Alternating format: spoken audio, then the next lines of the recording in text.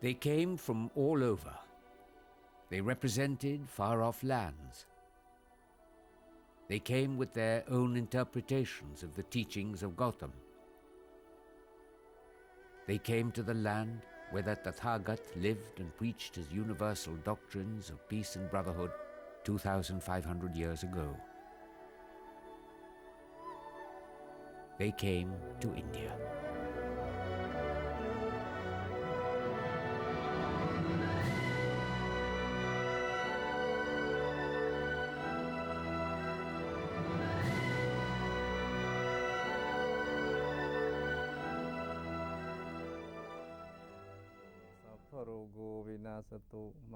The event was a spiritual churning. Over 650 scholars and students of Buddhist philosophies congregated in the Indian capital of New Delhi from 25 countries.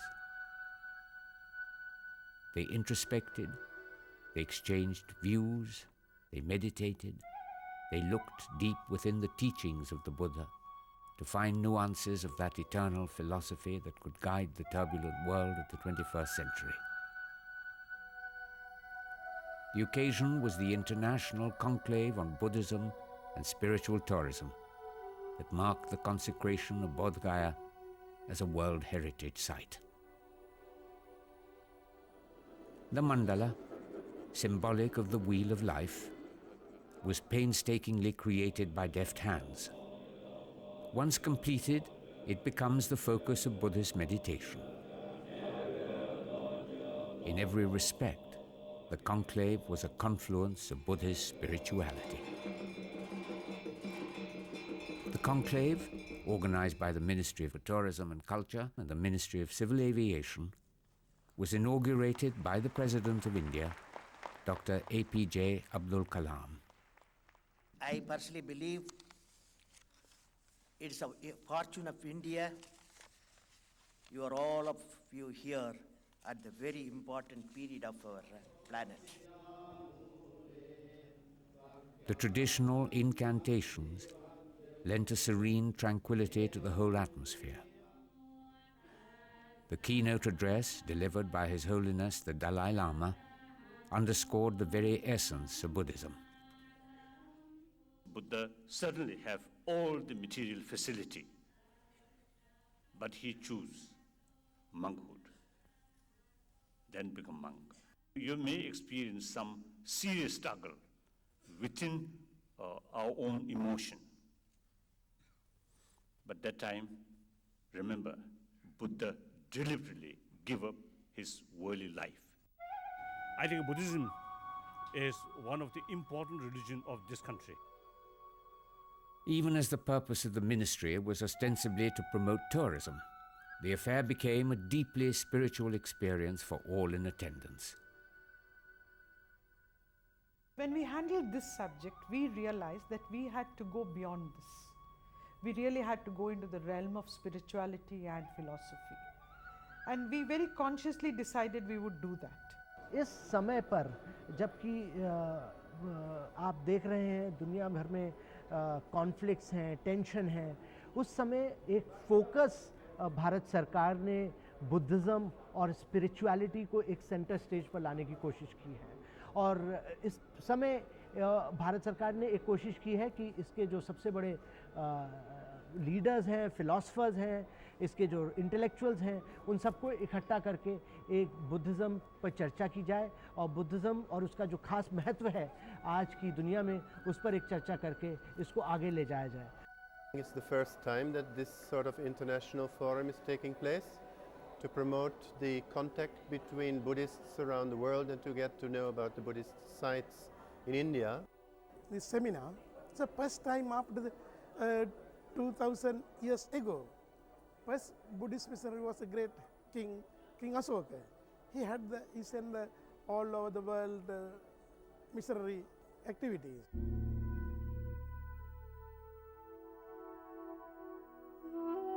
Bharat, or India, is a fountainhead of philosophies and their interpretations, of belief systems and their timeless metaphysical relevance.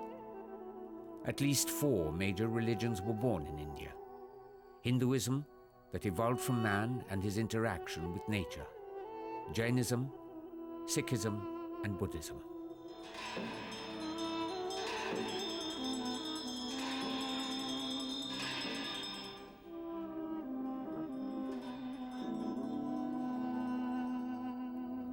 The wisdom inherent in all these have much in common, yet they found spectacular, vibrant, and distinct manifestations. Influences of Christianity and Islam blew in, and India embraced it all. It is a sense of deep churning, an ongoing exploration, as it were, of the very core of the self and its coordinates in the universe that makes India a repository of spirituality. This is very commendable. I think it will do a lot of good for the world in terms of promoting inter-ethnic, inter-religious harmony. India can play a major role in this because of your spiritual heritage. And not only the spiritual meaning, we are talking about the Buddhism in this country. India has very religion, no? Buddhism, Hinduism, Jainism, various religions born this country. The relevance of the Buddhist conclave in India at these crossroads of history, as underscored by the President himself, had sounded the keynote to the conclave. The gathering attempted to explore the complexities of the world in the 21st century through the spiritual prism of Buddhism.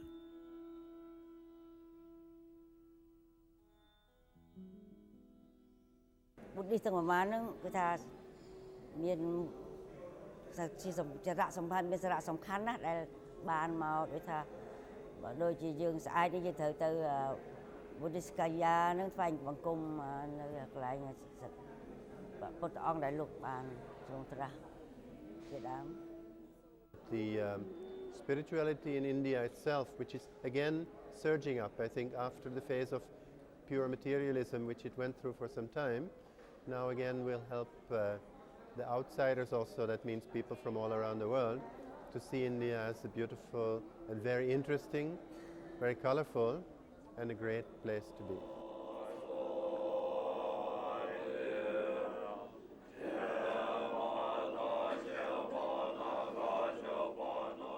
Buddham sharanam gacchami, Dhammam sharanam gacchami. For 3 days in the February of 2004, New Delhi invoked the soul of Buddha.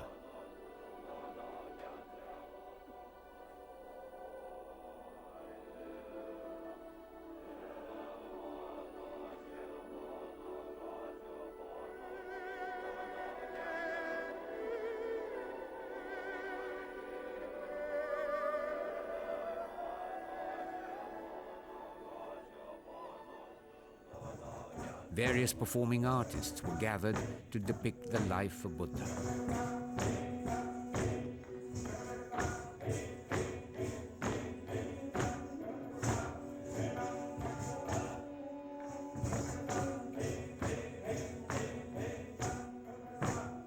A photo exhibition of Steve McCurry's pictures at the Ashoka Hotel lent insights into the lives of Buddhist monks.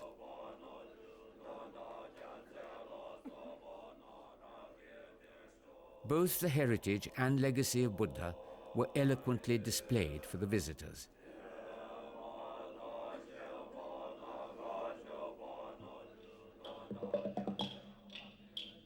The sideshow included a recital by percussionist Shivamani dressed as a monk.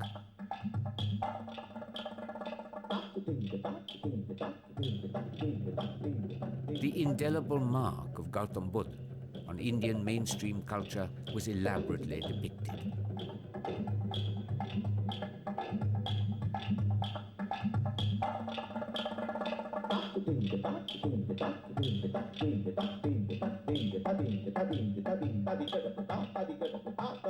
The places associated with the life and times of Buddha are pilgrimages today.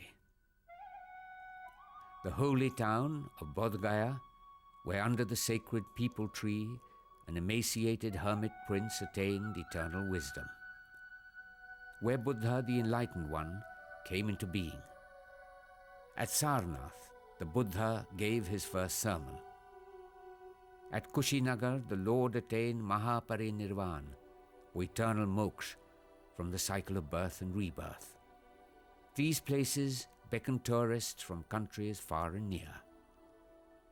We have to get Buddhist organizations, Buddhist leaders, Buddhist countries themselves to promote this in their own countries, so that there would be a feeling of a Mecca of Buddhism, to make it a point for all Buddhists to visit the birthplace of the Buddha at least once in their lifetime.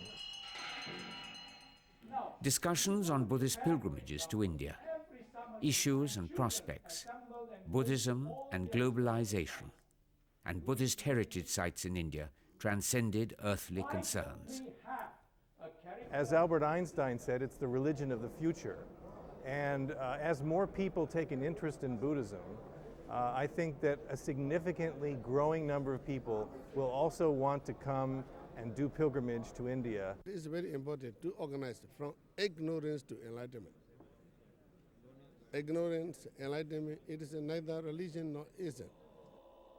Today, over 500 million people all over the world are Buddhists. Sending a message beckoning them to India formed the subtext of the unique conclave.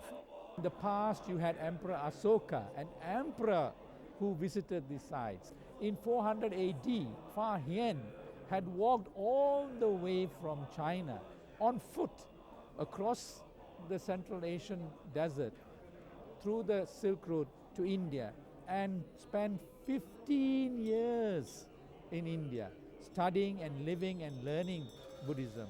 If people could walk to these sites, what kind of shraddha they had, what kind of spiritual benefits that they are going to get. The conclave was reaching its culmination. A special chartered flight and a train were arranged to ferry the delegates to that holiest of pilgrimages, the Mahabodhi temple at Bodh Gaya, the consecrated site.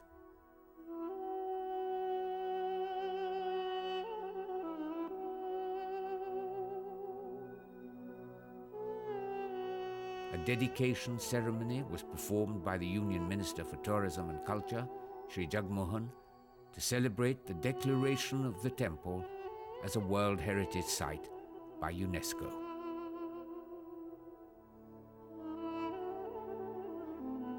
Buddhism actually is a world heritage.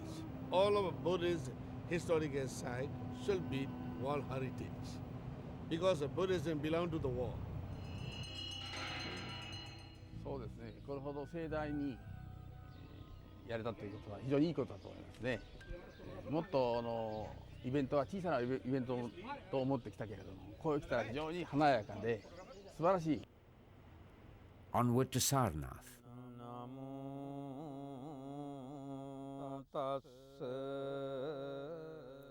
Here, he had delivered his first sermon. For many delegates, it was a chance of a lifetime to walk the earth that he walked and to witness the various artifacts associated with the Sublime One.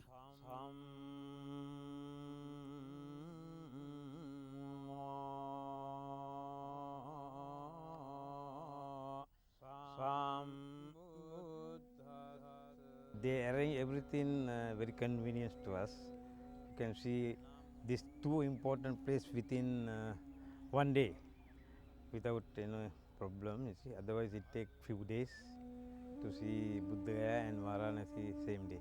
More and more scientists in the Western world are now not only discovering the truths, but also the cure for ills from Buddhism. So both the diagnosis and the curative aspect, human ills, he all delivered here. In the final analysis of the grand three-day event, it may be said that the many different intents were well served.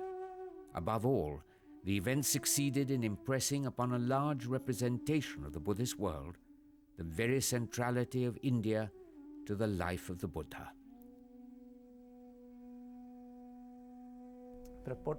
ជាអង្គម្ចាស់ជាកូននៃឥណ្ឌាជាកូនឥណ្ឌាក្រោយពីបានត្រាស់ដឹងពុទ្ធអង្គម្ចាស់ជាគ្រូស្យកតែឯនៃពិភពលោកទូទៅទាំងអស់ព្រះពុទ្ធសាសនាកើតនៅឥណ្ឌាតែក៏បានសាបសូន្យអស់ទៅនៅសល់តែពុទ្ធស្ថានជាទីតាំងហើយសាសនាពុទ្ធទៅរីកចម្រើននៅប្រទេសទាំងឡាយទាំងពួងមានប្រទេសកម្ពុជាជាដើម All the delegates that came from abroad, as also those delegates who came from the rest of India, were very, very happy with the interaction at the 9 sessions we conducted. Also the ability and the facility we provided to meet each other and exchange ideas.